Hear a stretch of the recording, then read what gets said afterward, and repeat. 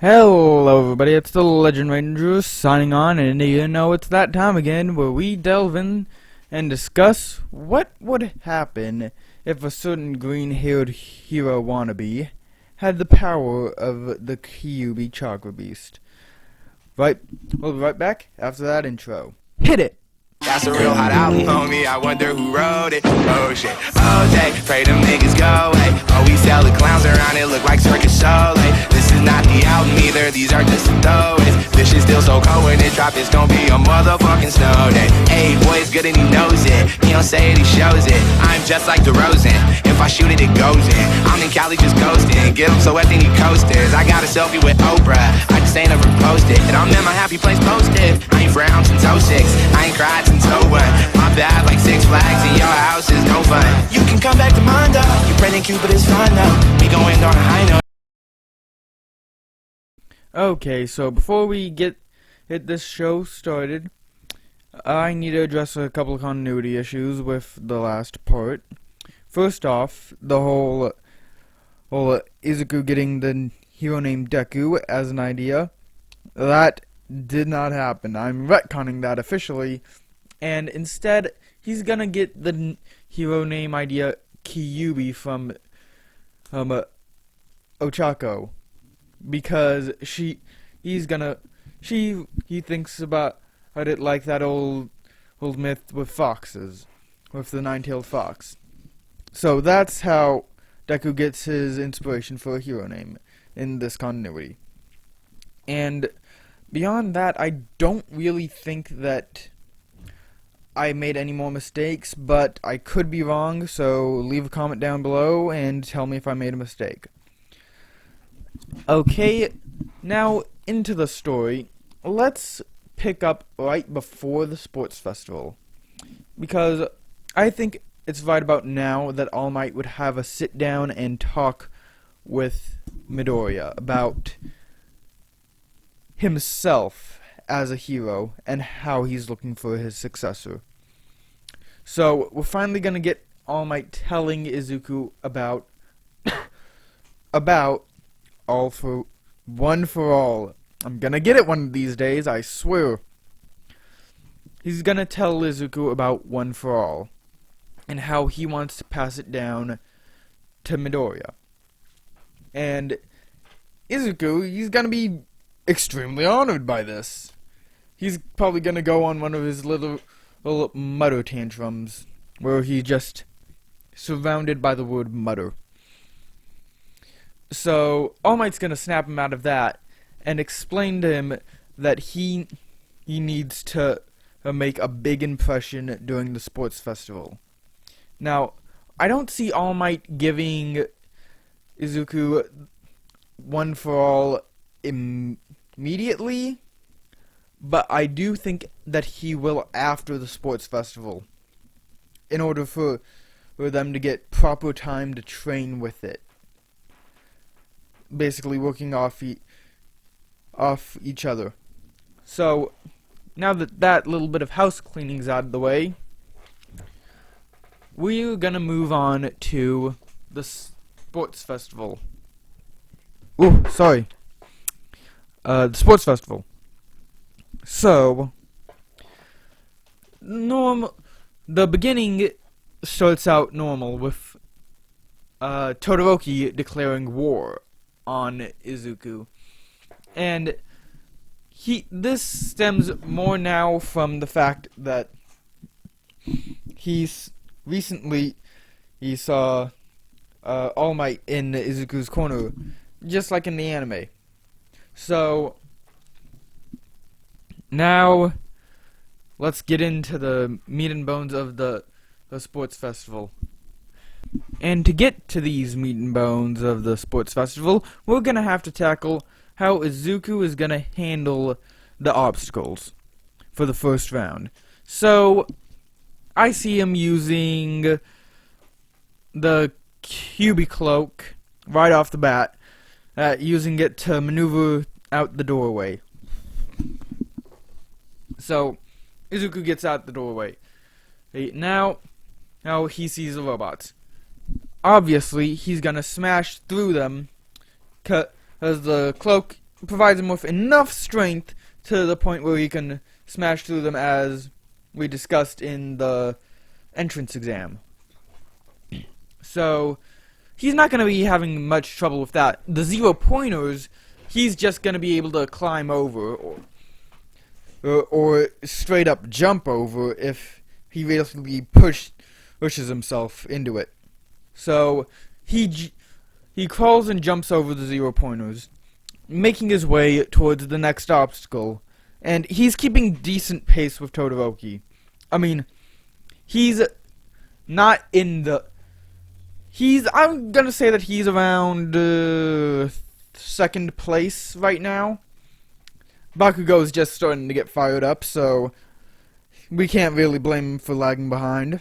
He's in third place. You know what? I'm just gonna put it up there on the screen. Yeah, see? Okay, so now we get to the... I'm assuming tight ropes is what they are, because... well, they look like tight ropes.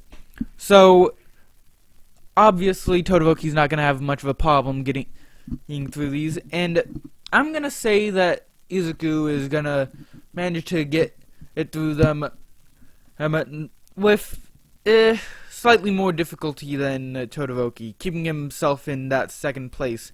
But Bakugo is gaining. And, oh, he has been overtaken for that second place spot by Bakugo. So now we move on to that minefield. And, well, if we're being honest, it goes a bit of the same with the Todoroki and Bakugo fighting each other. But we've got Izuku running up behind them, and he has a brilliant idea. He uses the mines to propel him forward. He purposefully steps on the mines, and using his enhanced speed, manages to get himself out of direct harm of the path of the mines, so that he gets sent flying forward. And he continues to do this, catching up and even overtaking Todoroki's lead, which leads to a bigger explosion once all three of them get it all up together, and Deku purposefully hits a bunch of the mines to send them backwards, but also propel himself forward. Because Izuku's tactile mind is kind of underplayed, but he's essentially a tactile genius when it comes to quirks and stuff of the like. So I think that he'd be smart enough to figure this out. So he'd run himself up past and cross the finish line, completing the first leg of the tournament? Yeah, sports festival is a tournament arc, so yeah, let's just call it a tournament. So he has made it now in first place. But enough of that, let's get into the cavalry battle. Personally, my favorite part of the sports festival arc, but that's just me. Oh, no, wait, second favorite. So, right down to it, we don't really have that much diverging from canon in terms of teams. But I will say that people do have a bit more confidence in Midoriya's first place spot because they saw him using his quirk. So he does gather a bit of a crowd, sort of like Katsuki did. So he does have to turn a few people down, which I can't think of any of the other people's names right off the top of my head, but hey, what you gonna do? So I still do see him making a team with Mei, Uraka, and Tokoyami. So with that team formed, I'm gonna say that the placement of the riders and horses still stays the same. So getting right into the whole cavalry battle, not much is gonna be changed until the encounter with Todoroki and his team. So I'm gonna say that for the most part it's gonna stay quite a bit the same, but when Todoroki goes to grab the headband and off of Midoriya, his quirk's gonna instinctively activate, and that little layer of protection and that barrier-like field that is created around him stops Todoroki from grabbing the million headband. So they managed to keep a hold of the headband and their first place spot. So it keeps on like that until time runs out, and the placements go like this. I'll have them up on the board right now. So continuing on to the tournament part of the arc, I'm gonna say that who everyone's fighting against is not changed because, well, it's the same people got in, just in different orders. So, yeah, let's just not concern ourselves with that. So I'm gonna say that the Deku versus Shinso fight is gonna go pretty much the same up until the hypnotization or mind control. Brainwashing? That's That's his mom, I think. good lord, I have been interrupted by my special guest star, my sister. Okay, gonna leave that part in because I feel like it deserves to be in. So, I digress because I've already wasted a couple seconds on this. So, it continues on right up until the brainwashing, and when he's told to turn around and walk out of the ring, that's when things get interesting. So, we're gonna cut to inside of Deku's mind. So, Izuku, who is understandably frightened the hell out as he sees a giant cage. And he's curious. He slowly walks towards the giant cage, wondering where he is and what's happening, until he sees a giant red eye open up. Izuku Midoriya. He hears the echoing voice boom out. So, Izuku's reasonably scared now, as he starts to back away from the giant-ass cage. And he falls to the ground, asking who this giant thing is. And finally he gets a good look at Kurama. And he sees a giant orange nine-tailed fox. And now he's just plain confused. What's this? He's thinking to himself. And so, in a surprising amount of actual common sense, the Kurama looks at him dead ass in the eyes and says, "I'm your quirk." So, back in the real world, Izuku's still walking towards the side of the stage to walk out of the arena. So back in the mindscape, Kurama's basically having a bit of a talk with Deku, explaining to him that inside his head is where he is, and that he needs to get a hold of himself. And Izuku snaps back to reality and stops just short of walking out of the ring. So Deku turns around and charges for Shinso, and uses his quirk to, I'm gonna say, punt him out of the ring. Like, not even shove, just punt. Straight up kick out of the ring. So, with that out of the way, canon in it basically ensues for the rest of the matches. So, well, not the rest of the matches, just the rest of the first round matches. So, now we reach the main event of this whole thing. We reach Deku versus Todoroki. Now, this fight is going to be a lot, and I mean a lot, different from the canon fight. So I see this fight starting off with Deku dodging the ice blast sent towards him, using his quirk to basically jump out of the way, just narrowly missing being hit by the ice. So, and it's gonna continue like that for a while. Deku thinking to himself, I need to figure out a counter. I need to figure out a counter to all this ice. And he thinks attempts of thinking of stuff.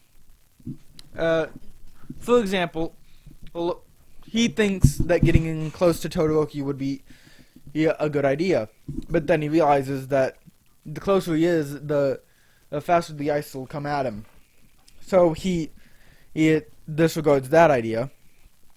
He thinks about waiting him out to see if his quirk has any negative effects, and he thinks that that'll take too long.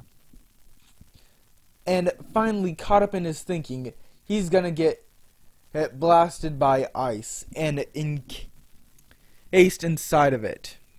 Not super encased like Sero, but encased enough like Ida ended up being encased.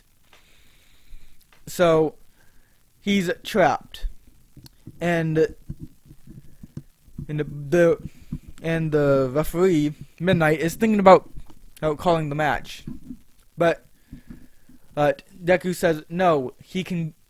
I can get out, and Todoroki is just there like, you can't get out. You can't escape this. You won't beat me.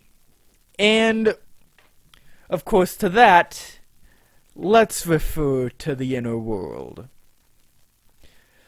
So, inside the inner world, Kurama can see what's going on, because he's really just a part of Deku. And he sees him getting beaten down, and he sees himself losing in front of a power greater than him, at least at the moment. So Kurama is understandably a bit pissed, because this is Deku's big time to shine. His big time to show that the world what he's made of. So suddenly Deku feels a surge of energy. A greater power than he's ever felt before.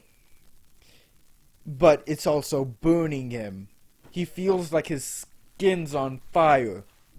Like he should be peeling it off. And sure enough, that starts to happen as his skin begins to turn a darkish burgundy color. It starts from his arm, but it starts to spread all over his body. Soon he's encased in it.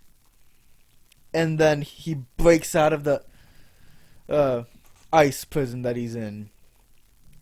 Now on all fours is a three-tailed cloak Deku. No, wait, four tails. No, three. Just three. He's mad. And so, he managed to break himself out of that. And Todoroki still is trembling. And so we still get Deku's Talk no Jutsu. I mean, he's not in control of himself by any means, but he has enough strength to help a friend find the light. Not really, he find the light, but you know what I mean.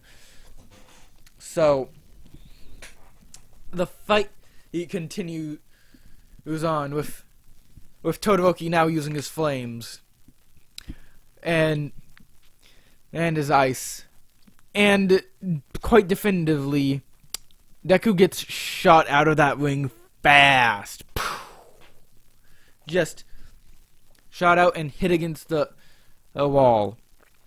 And I'm going to say that his injuries aren't comparable to what he had in canon, but it is a lot. Almost was completely equal to his hands injured. his hands are injured, his arms are injured. Not as badly as in canon, like I said. I'd say maybe about 50% less severe than in canon. So he gets taken to the infirmary, and well, he gets recovery girl to patch him up, since this is probably like the first time that he's gonna be in there, except for maybe if he got hurt during that earlier fight in the simulation arc with Bakugo. But so, yeah, from that point on, it's basically the same as canon, with Todoroki losing to Bakugo because he's still not ready to fully accept the flames. And that, I think, covers everything. So, it's the Legend Ranger signing off. Thank you. Oh, wait. Not yet. I forgot to tell y'all that I was actually setting a like goal for this part. Yes, I know. It's horrible. A like goal. 5 likes. 5 massive likes. For me to make a new part. By, let's say, around Friday. If it gets 5 likes before Friday, I'll have the next part up. On Friday. Maybe about, I don't know, midday-ish. But also, I want to know if y'all would be alright, if y'all would be interested in me doing a couple of other things instead of just what ifs. Leave your suggestions, because I'm thinking about doing a bit of a Minecraft playthrough, and some discussions on anime and older shows that I've watched. So, yeah. Leave comments down below. Tell me what you think. And if you have a suggestion for a what if, I'll take a look at it. This is the Legend Ranger, signing off.